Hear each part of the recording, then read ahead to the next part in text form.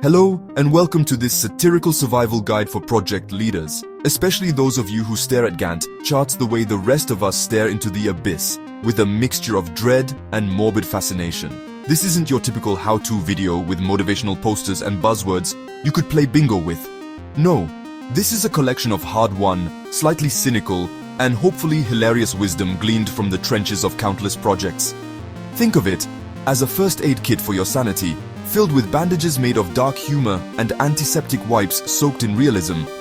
We're going to delve into the absurdities of project management, from the mythical creatures known as ghost teams to the fine art of project parking. So buckle up, grab your beverage of choice. It's been a long week, you deserve it, and get ready to laugh, reflect, and realize you're not alone in the glorious, often baffling world of project leadership. Every project leader knows the feeling. You're staring at an org chart, a beautifully color-coded testament to human endeavor. Except half the names on it belong to people who, for all you know, are figments of the HR department's imagination.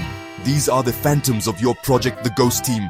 You'll see their names on emails, maybe even get an out-of-office reply that reads like a travel brochure for a remote monastery. And then there's the sponsor, the elusive creature at the top of the food chain.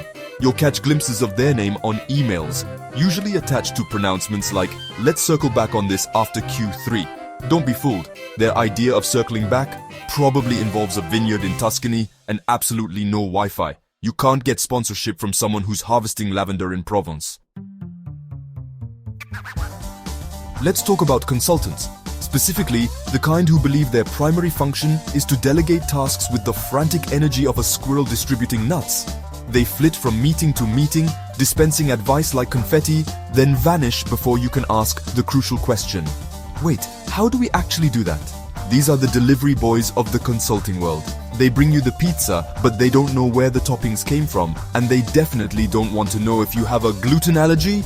Let him build his bridge. You don't have to crawl under it. Sometimes, dear project leader, you have to face a difficult truth. The project is doomed. It's like watching a flock of pigeons try to build a nest out of spaghetti, admirable effort, ultimately futile. This is where the art of project parking comes in. It's not about giving up, it's about strategic retreat. You don't win by clinging to a sinking ship. You inflate the life raft, send out a dignified SOS, and maybe grab a deck chair on your way out. You can't win from a tank, but you can let it run out of fuel. So find a nice quiet siding for that project. One with a decent view and maybe a coffee machine nearby. You've done your best, now it's time to let nature take its course. The steering committee. Those August gatherings where important-looking people gather to, well, mostly to look important. Let's be honest, steering committees often have the navigational control of a runaway parade float. There's a lot of pomp, some impressive-sounding pronouncements, and a general air of, we're all in this together, but if you tried to actually steer based on their input, you'd end up wrapped around a lamppost. Remember, the steering committee is a performance art, not a contact sport. Take notes, nod politely, and then go back to steering the ship the best way you know how. If the steering committee actually drove the bus, we'd be in a ditch by now. Perfectionism, my friend, is a siren song. It lures you in with the promise of flawlessness, but leaves you shipwrecked on an island of missed deadlines and burnt-out team members. This is where the 80% rule comes in. It's the understanding that sometimes good enough is not just acceptable, it's preferable. Remember, you're not building the Taj Mahal, you're building a product, a service, a thing that needs to exist in the real world. And the real world, my friend, is messy. It's full of compromises and imperfections, so embrace the 80%.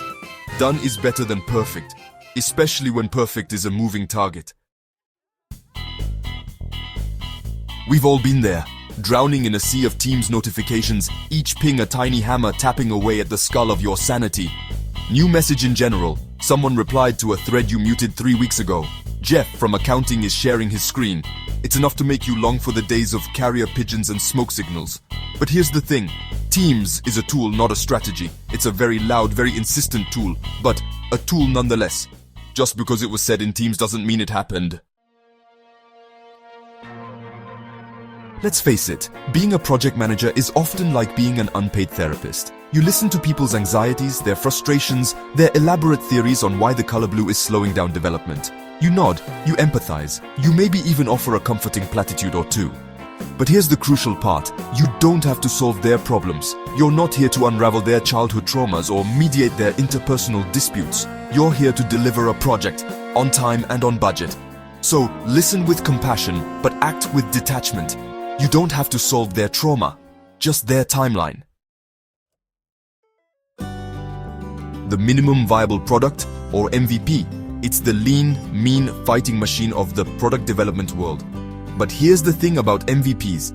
They need a champion, a product owner who'll fight for them, nurture them, and maybe even dress them up in a tiny little hat for their first demo.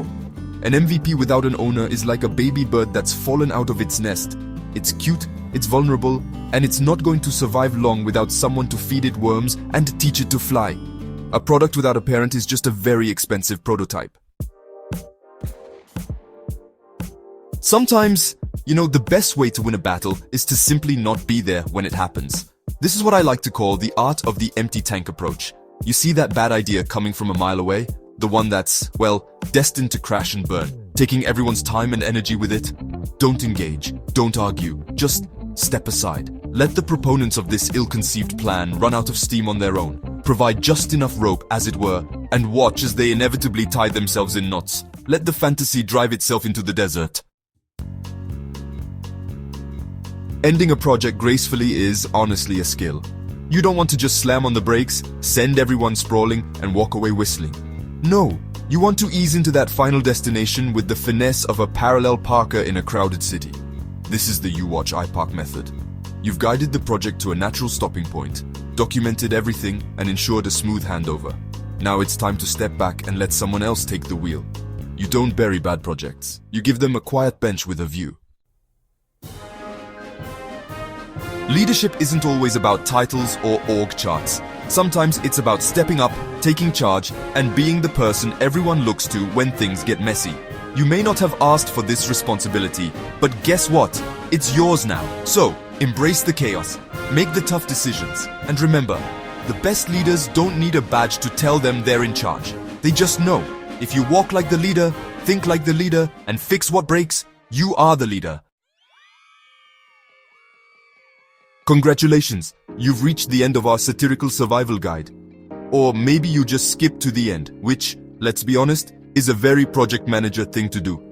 Either way, we hope you found some humor, some solace, and maybe even a nugget or two of wisdom in our cynical ramblings. Remember, project leadership isn't about finding all the answers. It's about asking the right questions, even if those questions are mostly, why, and how did this happen again? So go forth, lead with a sense of humor, park those doomed projects with grace, and always keep a blank page handy for the next project, because there's always another project.